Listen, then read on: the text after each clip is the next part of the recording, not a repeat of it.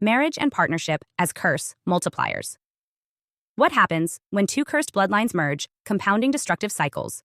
Marriage and long-term partnership are often romanticized as the merging of two lives, two families, and two legacies into a stronger whole. Spiritually, however, when two bloodlines are each carrying their own generational curses, the union doesn't just combine histories, it compounds them. Instead of canceling each other out, these curses can entangle, reinforce, and even evolve into new hybrid patterns that neither bloodline carried on its own. When you marry into another family, you are not just gaining relatives, you are gaining access to their spiritual architecture. If their family tree has active curses, those structures now share space with yours. Agreements, vows, or oaths tied to their lineage can begin to operate in your life and the lives of your children, whether you entered the marriage knowingly or not. How curses multiply in a union. 1. Cross-activation of patterns. A curse in one bloodline can wake up a dormant curse in another. For example, a family with a curse of poverty merges with one carrying a curse of betrayal. Suddenly, financial instability is amplified by constant undermining of trust, making stability nearly impossible.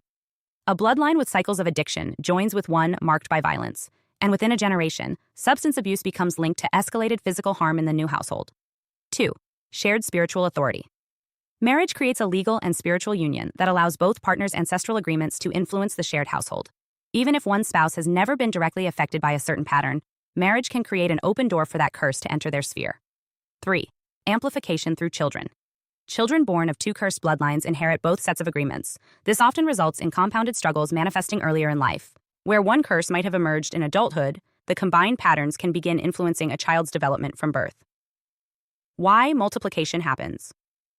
Instead of neutralization, curses multiply rather than cancel, because both patterns are operating from a similar spiritual principle, binding, limiting, or destroying potential. When two such forces meet, they recognize and reinforce each other rather than compete. In spiritual terms, they are in agreement. An agreement strengthens authority. Signs. You're in a curse-multiplying union. Acceleration of struggles problems that used to appear slowly now seem to escalate faster. Dual pattern recognition. You can identify clear traits or events from each family's history, repeating themselves in your household. Resistance to breakthrough efforts to address one issue seem blocked by the emergence of another, unrelated seeming crisis. Generational compression issues that took multiple generations to develop in the original family trees now appear in the first generation after the marriage. Pre-marriage discernment. In an ideal world, spiritual history would be part of the premarital conversation. Just as people discuss finances, values, and life goals, they should also discuss family patterns. What cycles are visible in each family's history? Are there recurring tragedies, betrayals, or losses? Do certain life events, marriage, childbirth, career changes always seem to trigger negative outcomes? This is not about judging a person for their lineage, but understanding the spiritual inheritance you may be merging with. Breaking the multiplied curse. If you are already in a marriage where two cursed bloodlines have merged, the path to freedom involves both joint and individual action. Step 1. Identify each bloodline's patterns, map each family's history separately.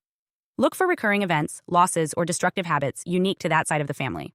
Step 2. Address the curses. Individually. Breaking your own bloodline's curse is not enough. Your spouse's must be addressed as well. Even if they are not personally engaged in curse-breaking work, you can intercede and dismantle agreements that affect your household. Step 3. Guard the household's agreements. Once broken, keep both sets of patterns from reattaching by refusing participation in rituals, conversations, or behaviors that align with them.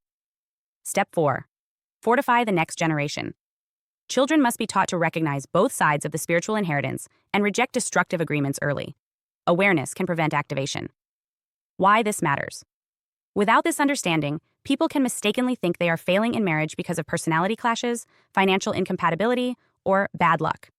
In reality, the union has become a merging of spiritual structures that need to be dismantled, not just worked through. Recognizing the multiplying effect of two cursed bloodlines is not about assigning blame. It's about identifying the true battlefield so you can fight the right war.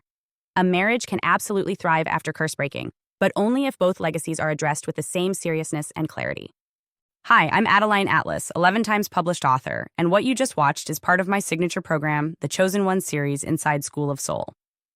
This series is not just a course, it's a blueprint for those who know they were different from the start.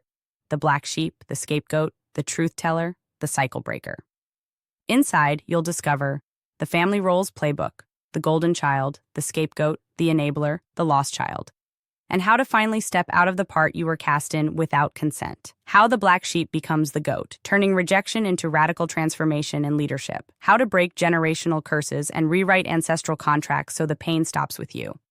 And how to recognize and escape modern forms of spiritual and technological targeting, from gang stalking to synthetic synchronicity. This isn't just about survival. It's about awakening, about reclaiming your voice, your lineage, and your destiny as one of the chosen ones. Click the link below to access the full series now, because the role ends the moment you decide it does, and the real script begins with you.